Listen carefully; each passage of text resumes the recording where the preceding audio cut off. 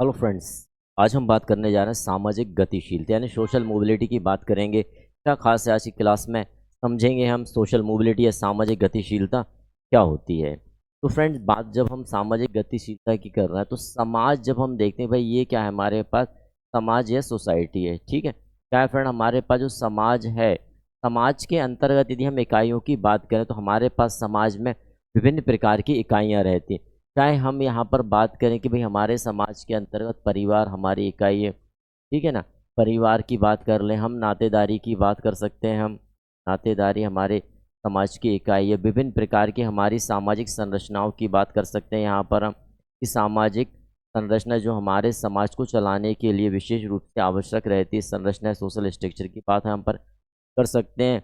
और भी यदि हम इकाइयों को देखें तो भाई हमारे समाज के अंतर्गत धर्म से संबंधित हमें इकाइयाँ मिल जाएँ कि भाई हमारे पास क्या है, धर्म से संबंधित विभिन्न प्रकार की इकाइयाँ, तो हम उन्हें कह सकते हैं धर्म है हमारे पास। और भी यदि हम देखें तो हमारे पास जाति के संबंधित इकाइयाँ हैं, वर्ग की बात कर सकते हैं। तो ये सारी जो इकाइयाँ हैं, इन इकाइयों में आप देखेंगे कुछ समय के उपरांत क्या आता है फ्रेंड्स, परिवर्तन। क्या आता है इन सभी में, परिवर्तन आता है।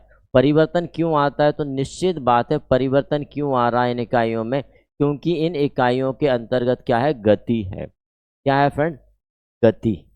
ठीक है ना। देखिए, प्रत्येक इकाई जो समाज में आई है तो निश्चित बात उसमें क्या है, गति। और इस गतिशीलता के कारण ही हमारी समाज में क्या होता है, परिवर्तन होता है। जैसे कि बात करें कि भाई परिवार, पहले हमारे पास परिवार कैसा था, संयुक्त परिवार हुआ करते थे। आज के समय पर हमारे पास परिवार किस प्रकार परिवर्तित हो चुके हैं। आप कहेंगे सर आज के समय पर हम परिवार की कौन सी इकाई देखते हैं, वह एकल इकाई या न्यूक्लियर फैमिली की बात करते हैं। पहले के दौर में हम यदि नातेदारी की बात करें तो नातेदारी आपके पास किस प्रकार हुआ करती थी, अनौपचारिक, इनफॉर्मल जो हमारी रिलेशनशिप या किनशिप हुआ करती थी वह कैसी थी, अनौपचारिक, बिना किसी मतलब या स्वार्थ के भी हम क्या करते थे, संबंधों को निभाया करते थे। ठीक है ना। लेकिन आज के समय पे यदि आप बात देखेंगे तो नातेदारी में भी क्या परिवर्तन आ चुका है, नातेदारी में भी हम क्या देखते हैं, जो अनौपचारिक से औपचारिकता पर आ चुकी है। इस पर आ चुकी है, औपचारिक हो चुकी है। तो इस प्रकार से यहाँ पर भी हमने गति देखी, सामाजिक संरचना हमारी परिवर्तित हो चुकी है। आज के समय पर सामाजिक संरचना में भी हम विभिन्न प्रकार के परिवर्तन देखते हैं। धर्म भी हमारे साथ परिवर्तित है। जाति के स्थान पर हम आज वर्ग की बात करते हैं, वर्ग विभेदीकरण की बात करते हैं आज हम। ठीक है ना, विभेदीकरण की बात आज के समय पर की जाती है। पहले के समय पर हम किसकी बात करते थे, जाति आधारित बात किया करते थे कि जाति के आधार पर हमारी परिस्थिति या स्टेटस या रोल की बात किया करते थे। आज के दौर में हम किस पर बात करते हैं, वर्ग के आधार पर परिस्थिति का निर्माण किया जाता है। वर्ग के आधार पर किसका निर्माण किया जा रहा है, परिस्थिति का निर्माण किया जा रहा है। और परिस्थिति के आधार पर विभिन्न प्रकार के संबंधों का निर्माण होता है। भाई परिस्थिति है, आपका स्टेटस स्ट्रांग है तो निश्चित बात है आपके संबंधों को भी देखा जाएगा कि नहीं भाई, संबंध भी स्ट्रांग होंगे, आपकी पारिवारिक व्यवस्था भी मजबूत होगी, आपकी नातेदारी या हमारी किनशिप भी मजबूत होगी। तो इस प्रकार से हम क्या देखते हैं कि हमारे समाज में जो परिवर्तन आ रहा है उस परिवर्तन को ही हम क्या देख रहे हैं, एक प्रकार से सामाजिक गतिशीलता कहलाएगी। बात कर लेते हैं विभिन्न प्रकार से सामाजिक परिवर्तन, जब किसी व्यक्ति या समूह में सामाजिक स्थिति, पद, स्थान में जो परिवर्तन होता है उसे क्या माना गया है, यहाँ पर सामाजिक गतिशीलता, सोशल मोबिलिटी माना गया है। देखा मैंने कहा ना भाई, सामाजिक स्थिति, ये परिस्थिति की बात यहाँ पर आ गई, पद की बात आ गई। आप एक स्थान से दूसरे स्थान पर जा रहे हैं, दूसरे स्थान पर रह रहे हैं, तो उसे भी हमने क्या माना, गतिशीलता या मोबिलिटी के रूप में हम देखते हैं। पीएस सोरोकन ने अपनी पुस्तक सोशल एंड कल्चरल मोबिलिटी 1927 में जो लिखी, सबसे पहले सामाजिक गतिशीलता जो शब्द रहा है किसके द्वारा दिया गया, तो सोरोकिन के द्वारा ये शब्द दिया। कब दिया गया, 1927 में दिया। पुस्तक क्या थी, सोशल एंड कल्चरल मोबिलिटी पुस्तक के अंतर्गत यहाँ पर इन्होंने दिया गया। आगे बात करते हैं, स्तरीकरण में होने वाला परिवर्तन सामाजिक गतिशीलता कहलाता है। स्तरीकरण हम देखा, सोशल स्ट्रेटिफिकेशन की बात क्या है, इस प्रकार से कोई स्तर बने हुए हैं, अब इन स्तरों में परिवर्तन हो गया है। भाई यहाँ पर कोई अलग था, अब परिवर्तन होकर कुछ अलग आ गया है, तो इसे हमने क्या कहा, सामाजिक गतिशीलता। मूल रूप से सामाजिक गतिशीलता किस प्रकार से दिखाई जा रही है कि समाज में होने वाला ऐसा परिवर्तन जो पद में हो रहा है, आपकी परिस्थिति में हो रहा है, क्षेत्र में हो रहा है, आपकी संपत्ति में हो रहा है, तो आप उसे क्या मानेंगे, सामाजिक गतिशीलता के रूप में हम देख सकते हैं। वहीं पर बोगार्ट्स का कहना क्या रहा, बोगार्ट्स कहते हैं सामाजिक पद में कोई परिवर्तन, किसकी बात की बोगार्ट्स के द्वारा, सामाजिक पद, सोशल पोस्ट की बात यहाँ पर की जा रही है। यदि आपके सामाजिक पद में परिवर्तन हो रहा है तो उसे क्या माना गया, सामाजिक गतिशीलता माना गया। पिचर के द्वारा क्या कहा गया, सामाजिक गतिशीलता व्यक्ति, समूह या श्रेणी के सामाजिक पद, देखिए यहाँ पर भी पद से दूसरे पद में गति होना ही सामाजिक गतिशीलता माना गया।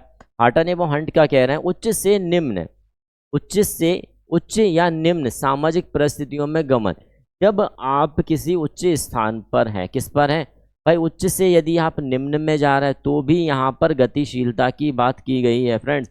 और यदि आप निम्न से उच्च में आ रहे हैं, किसमें, निम्न से उच्च में आ रहे हैं, तो भी इसे क्या माना गया है गतिशीलता ही माना गया है। आगे शोरोकिन क्या कहते हैं, सामाजिक समूह तथा स्तरों के झुंड में सामाजिक पद से दूसरे सामाजिक में पद में परिवर्तन हो जाना सामाजिक गतिशीलता है। देखिए सामाजिक पद की बात अधिकांश रहेगी। प्रोफेसर पीटर क्या कहते हैं, समाज के सदस्यों में सामाजिक जीवन में होने वाला स्थिति, पद, पेशा, निवास, संबंधों में परिवर्तन। देखिए विशेष रूप से पीटर जी क्या कहा, संबंधी परिवर्तन, वहां पर भी बात वही आ रही। फेयर चाइल्ड क्या कह रहे हैं, फेयर चाइल्ड कह रहे हैं सामाजिक समूह में, भाई सामाजिक समूह में, तो सामाजिक समूह में पद की बात की जाती है, निवास की बात की जाती है, श्रेणी की बात की जाती है। इस प्रकार से यदि कोई परिवर्तन हो रहा है तो उस परिवर्तन को क्या कहा जाएगा, सामाजिक परिवर्तन कहा जाएगा। क्लियर फ्रेंड्स, क्या कहा जाएगा उसे, सामाजिक परिवर्तन कहा जाएगा। आगे बात करते हैं सामाजिक गतिशीलता के प्रकार की। यदि हम बात करें तो दो प्रकार से उदर्ग, हॉरिजेंटल एंड वर्टिकल के आधार पर बांटा गया है। तो हॉरिजेंटल में हम क्या देखते हैं, व्यक्ति समान सामाजिक स्तर, यदि यह कोई स्तर है, यहाँ पर हमने बात की कि यहाँ पर वह क्या करता था, बैंक में क्लर्क था। कहाँ पर था फ्रेंड, यह व्यक्ति क्या था, बैंक में क्लर्क था। अब यह क्लर्क यहाँ से निकलकर किसी अन्य बैंक में भी क्या बन गया, किसी दूसरी बैंक में क्या बन गया भाई, यहाँ भी यह क्लर्क बन गया। तो इस प्रकार से जो परिवर्तन आया उसे हमने क्या कहा, उसे कहेंगे आप क्षैतिज परिवर्तन है, समरेखीय या हॉरिजेंटल। दूसरा बात आता उधर क्या, वर्टिकल की बात आती। तो वर्टिकल में हम क्या देखेंगे, जब आप ऊपर से नीचे आ रहे हैं, यानी कि क्या जा रहे हैं, उच्च से निम्न पर आ रहे हैं या निम्न से उच्च पर आ रहा है, दोनों स्तर पर क्या है, उधर। यहाँ पर दो इस प्रकार से बांटा गया है, एक उधर्वगामी यानी अपवर्ड, जब आप क्या कर रहे हैं, निम्न से उच्च पर जा रहे हैं। किस पर जा रहा है फ्रेंड, निम्न से उच्च पर आ रहे हैं, तो आपने क्या कर दिया, उसे अधोगामी या अपवर्ड की बात की जा रही है। वहीं पर आप उच्च से निम्न पर आ रहे हैं, किस पर आ रहा है, उच्च से निम्न पर जब आप आ रहे हैं तो स्थिति क्या है, तब आप डाउनवर्ड यानी अधोगामी निम्न पर आ रहा है तो वर्टिकल ही ना, मैंने उद्देश्य क्या, हम वर्टिकल की बात कर रहे हैं आपके लिए। सामाजिक गतिशीलता के वर्गीकरण किस प्रकार से हम देख सकते हैं, तो देखिए वर्गीकरण विभिन्न प्रकार के विद्वानों के द्वारा अलग अलग प्रस्तुत किया। लिप्सेट एवं बेनेडिक्ट के द्वारा अंतर पीढ़ी और अंतरा पीढ़ी, यानी कि पीढ़ी में और पीढ़ी के बाद का परिवर्तन, ठीक है ना। जब एक ही पीढ़ी में कोई पिता क्लर्क था, बच्चा क्या बन गया, बच्चा मैनेजर बन गया, और पीढ़ी के उपरांत की बात की जाए, ठीक है ना। इसी प्रकार फिशर ने परिवर्तन के दो प्रकार बताए गए हैं वर्गीकरण के, सीमित और असीमित। कार्ल मैनहीम ने ऐच्छिक और अनिवार्य, कार्ल मैनहीम के द्वारा क्या बताए गए हैं, ऐच्छिक और अनिवार्य की बात की गई। वहीं पर वर्टेंड के द्वारा खुली और बंद गतिशीलता की बात की गई है। टर्नर के द्वारा प्रायोजित एवं प्रतियोगी गतिशीलता की बात की गई है। साथ ही साथ लिप्सेट एवं बेनेडिक्ट ने अंतर पीढ़ी को भी दो भागों में बांटा है। कैसा, उधर्वगामी और अधोगामी, यानी कि अपवर्ड यानी कि ऊपर की ओर जाना, वर्टिकल जो हमने वर्टिकल में देखा है वही यहाँ पर बताया गया है कि भाई अंतर पीढ़ी में भी किस प्रकार की गतिशीलता पाई जाती है। या तो वह अपने से उच्च पर जाएगा कि भाई मेरे पिताजी ने कुछ निम्न काम कर रहे थे, बच्चा उच्च काम कर रहा है, अपवर्ड की बात आ जाएगी। डाउनवर्ड, पिताजी उच्च पद पर थे, बच्चा निम्न पद पर है, तो डाउनवर्ड की बात यहाँ पर आ जाएगी। तो इस प्रकार की गतिशीलता की बात की गई है। वहीं पर सामाजिक गतिशीलता के अध्ययन की यदि हम बात करें, अध्ययन की बात करें भाई, लिप्सेट एवं बेनेडिक्ट ने किस प्रकार की गतिशीलता की बात की, तो इन्होंने बात की व्यवसायिक गतिशीलता की। कैसी बात की है, व्यवसायिक गतिशीलता की बात किसके द्वारा की गई, तो लिप्सेट एवं बेनेडिक्ट के द्वारा इस प्रकार की गतिशीलता।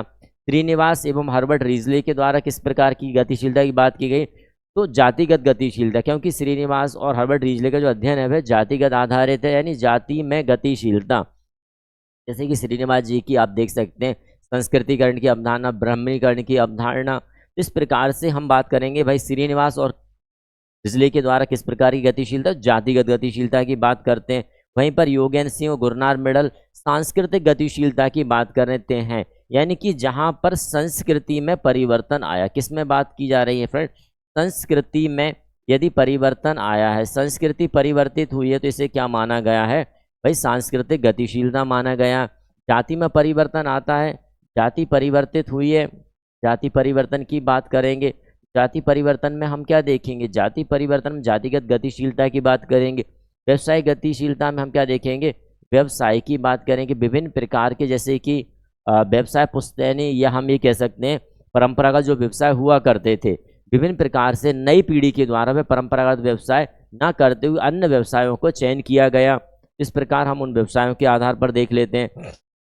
नेक्स्ट की बात करें सामाजिक गतिशीलता में, MSR राव और गुडे के द्वारा कैसी गतिशीलता की बात की, शैक्षणिक गतिशीलता, यानी कि यहाँ पर हम किसकी बात कर रहे हैं, शिक्षा में परिवर्तन की बात की जा रही है। किस में परिवर्तन आया फ्रेंड्स, शिक्षा में परिवर्तन। जब शिक्षा में परिवर्तन आता है तो हम उसे क्या कहते हैं, शैक्षिक गतिशीलता कहा जाता है। किसके द्वारा दी गई है, तो गुडे के द्वारा दी गई है, MS राव के द्वारा दी गई इस प्रकार गतिशीलता। इरावती, कर्वे और मेंडलबाम किस प्रकार की गतिशीलता की बात करते हैं, तो पारिवारिक गतिशीलता की बात किसके द्वारा की गई है, इरावती और मेंडलबाम के द्वारा की गई है। जैसे कि इरावती के द्वारा आप देखेंगे कि इरावती के द्वारा नातेदारी व्यवस्था के बारे में बात की गई कि नातेदारी में जो परिवर्तन आए वह किस आधार पर आए। नातेदारी कहाँ से संबंधित, निश्चित बात परिवार से संबंधित है। तो यहाँ पर हम किसकी बात करेंगे, परिवार के बदलते हुए स्वरूप की बात यहाँ पर की जाएगी। परिवार में क्या है, तो भाई परिवार में हमने क्या, परिवार में विभिन्न प्रकार के संबंध पाए जाते हैं, परिवार में विभिन्न प्रकार की नातेदारी पाई जाती है। तो इस प्रकार से नातेदारी में, परिवार में और पारिवारिक व्यवस्था में जो परिवर्तन हो रहे हैं उन परिवर्तन को क्या कहा जाएगा, उन परिवर्तन को कहा जाएगा कि पारिवारिक गतिशीलता। इसी प्रकार LP विद्यार्थी और GS घुरिये के द्वारा जनजातीय गतिशीलता की बात की गई। किसकी बात की गई है, जनजातीय गतिशीलता की बात की गई है, ठीक है ना। यहाँ पर हमने क्या देखेंगे भाई, जनजाति में जो परिवर्तन आया, किसमें, जनजाति का परिवर्तन, जनजाति का परिवर्तन बात करेंगे।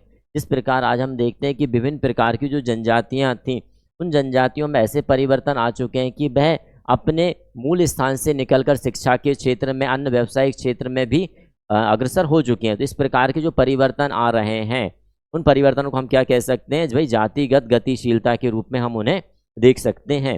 नेक्स्ट, राजबली पांडे के द्वारा किस प्रकार की गतिशीलता की बात की है, तो यहाँ पर धार्मिक गतिशीलता की बात, यानी कि धर्म में परिवर्तन की बात की गई है। किसमें, धर्म में परिवर्तन की बात यहाँ पर की गई है। देखिए धार्मिक प्रक्रियाओं में भी बहुत सारे परिवर्तन आ गए। जब आप धार्मिक प्रक्रियाओं को देखते हैं तो हमने टोटमवाद को देखा, प्रकृतिवाद को देखा, ठीक है ना, भोंगावाद को देखा, हमने एकेश्वरवाद, बहुदेववाद, इन सारी प्रक्रियाओं को देखा। तो कहीं ना कहीं परिवर्तन यहाँ भी आया और इस प्रकार हम कह सकते हैं ये गतिशीलता कैसी होगी भाई, यह गतिशीलता क्या होने वाली है, धार्मिक गतिशीलता होने वाली। जिस प्रकार दुर्खीम ने, यदि हम बात करें भाई, दुर्खीम के द्वारा क्या बताया गया, दुर्खीम के द्वारा टोटमवाद की बात की। किसकी बात की गई, दुर्खीम के द्वारा टोटमवाद की बात की। वहीं मैक्स मूलर के द्वारा प्रकृतिवाद की बात की गई। मैक्स मूलर के द्वारा क्या किया गया, मैक्स मूलर इनके द्वारा प्रकृतिवाद की बात की। प्रकृतिवाद क्या, जब व्यक्ति प्रकृति को पूजा करता था वह प्रकृतिवाद किया गया। टोटमवाद, जब व्यक्ति किसको, टोटम यानी कि अपनी पहचान को बताने के लिए एक मान लेना, है ना, तो वह टोटमवाद को रहा। बर्ट्रांड के अनुसार सामाजिक गतिशीलता दर को प्रभावित करने वाले कुछ कारक बताए कि भाई सामाजिक गतिशीलता किस प्रकार से प्रभावित होती है। तो उन्होंने कहा अवसर की संरचना, निश्चित बात है अवसर, यदि कोई कार्य का अवसर है, कोई भी अवसर आपको मिलता है और उस अवसर को यदि आप कार्य रूप में परिवर्तित कर देते हैं तो निश्चित बात है अवसर की जो संरचना उसके आधार पर आप क्या पाओगे भाई। कोई व्यक्ति है ग्रामीण क्षेत्र में रह रहा है, यदि मैं बात करूं कोई व्यक्ति है जो कहाँ रह रहा था, ग्रामीण क्षेत्र में रह रहा था, कहाँ भाई, ग्रामीण क्षेत्र में निवास कर रहा था। अब ग्रामीण क्षेत्र में निवास करते समय किसी उद्योग का निर्माण हुआ, किसका निर्माण हुआ, उद्योग का यहाँ निर्माण होता है, तो निश्चित बात है उसे एक अवसर मिला। वो यहाँ से निकलकर ग्रामीण क्षेत्र से उद्योग में आ गया। अवसर के कारण गति कर ली उसने। इसी प्रकार जननांग की प्रक्रियाओं के आधार पर, ठीक है, स्वचालित यंत्रों के प्रभाव के कारण हम गतिशीलता को देखते हैं, और महत्वाकांक्षाओं के स्तर के कारण, भाई किसी व्यक्ति की महत्वाकांक्षा बहुत बड़ी है, वह आगे आगे और आगे ही बढ़ता जाएगा, तो महत्वाकांक्षाओं के कारण भी हम क्या देखते हैं, समाज में गतिशीलता को देखते हैं। ब्रूम एवं सेल्जनिक के अनुसार सामाजिक गतिशीलता को कौन कौन सी दर प्रभावित करती हैं, तो यहाँ पर ब्रूम और सेल्जनिक जो बताते हैं वो क्या क्या है। ब्रूम एंड सेल्जनिक ने कहा व्यवसायिक एवं आर्थिक संरचना में परिवर्तन।